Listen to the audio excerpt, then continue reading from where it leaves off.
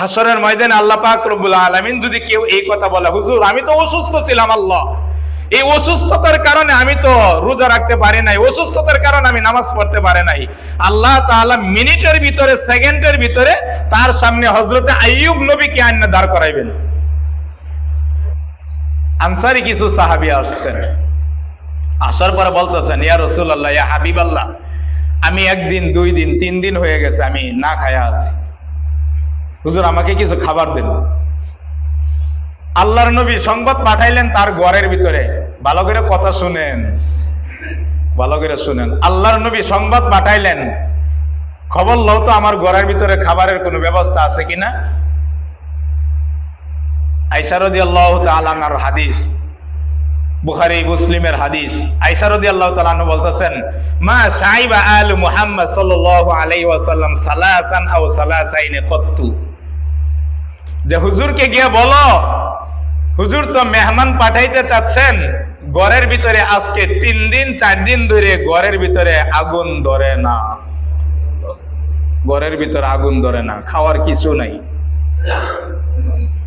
আমরা কি উম্মত হয়ে কোনোদিন এই কথা বলতে পারবো হাসরের ময়দানে? যদি আল্লাহ আমাকে জিজ্ঞাসা করে, কেন নামাজ পড়ো নাই, তুমি কেন রোজা রাখো নাই, তুমি কেন রোজাটা রাখলা না, যে কেন তুমি নামাজটা কেন পড়লা না, কি উত্তর আমার আর আপনার আছে?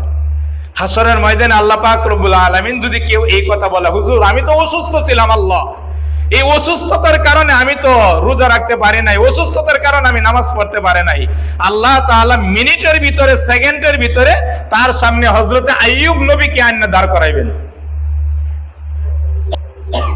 কোরআনে আছে, কোরআনে বলছে আল্লাহ, আইয়ুব নবীকে দাঁড় করায়া জিজ্ঞাসা করবেন, দেখো তো তুমি জিজ্ঞাসা করো তো আইয়ুব নবী কতদিন অসুস্থ ছিলেন। সবাই জানেন, আপনারা আমরা সবাই জানি ঘটনা, তাফসিরে মাবাহিস উলুমুল কুরআন সহ তাফসিরের কিতাবের ভিতরে বর্ণিত হয়েছে। আইয়ুব নবীকে সামনে দাঁড়া করাইবেন, দাঁড়া করানোর পরে আল্লাহ তাআলা কুদরতি ভাবে আইয়ুব নবীর শরীরটা 18 বছর পর্যন্ত যেরকম ছিল ওই লোকের সামনে ওইভাবে করে দিবে। 1 সেকেন্ডের জন্য আইয়ুব নবী আল্লাহকে ভুলে নাই, এটা ওই বান্দাকে বোঝানোর জন্য। তখন বান্দা ফাখাদ্দা বিয়াদি, বান্দা নিজের হাত নিজে ভাবে কামড়াইতে থাকবে আর বলতে থাকবে, ইয়া লাইতানি কুনতু তুরাবা, আহা আফসোস।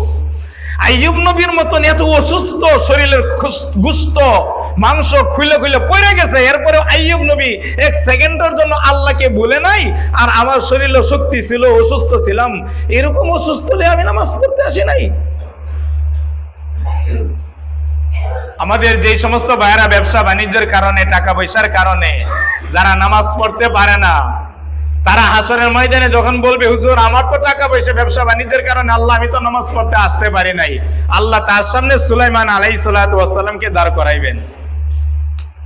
দাঁড় করায় বলবেন, সুলাইমান নবী তুমি তো বলো কত টাকার মালিক ছিলা। উনি বলবেন, আমি পুরো পৃথিবীর মালিক ছিলাম। সুলাইমান নবী আমাদের বাংলাদেশের মতন 30 সালের মতন বাংলাদেশের মতন মালিক ছিলেন না, পুরো পৃথিবীতে যত শাসক ছিলেন সুলাইমান নবী পুরো পৃথিবী শাসন করেছিলেন।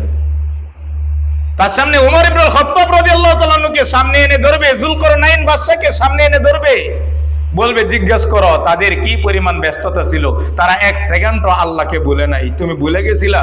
তখন আফসোস করে বান্দা বলতে থাকবে, ইয়া লাইতানি কুনতু তুরাবা, আহা আফসোস আমি যদি মাটি হয়ে যাইতাম, ইয়া লাইতানি কুনতু মা, আহা আফসোস আমি যদি হাসরের ময়দানে না উপস্থিত হইতাম, আমি যদি পানি হইতাম, ইয়া লাইতানি কুনতু শাজারা আমি যদি গাছ হয়ে যাইতাম।